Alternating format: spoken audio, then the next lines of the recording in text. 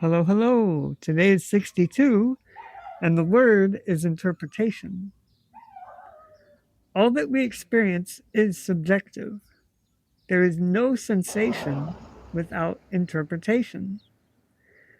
We create the world and ourselves. Only when we stop do we see the truth.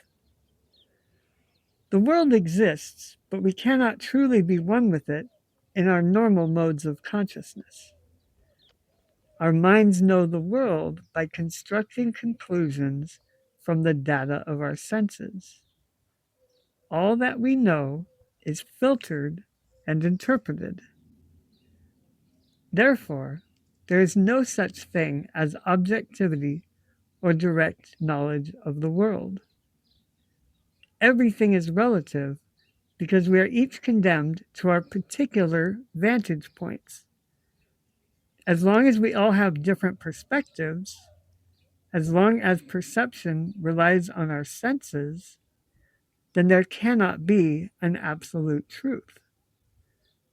All knowledge from experience, valuable as it may be, is imperfect and merely provisional.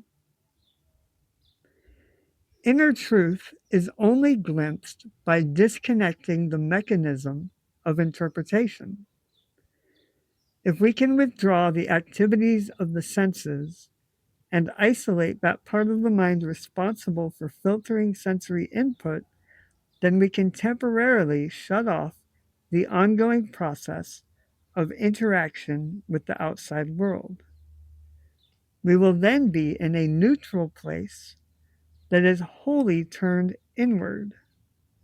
We are left with an absolute state, entirely without distinction or relativity.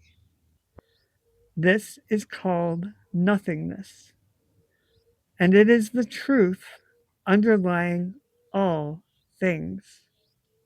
Yay!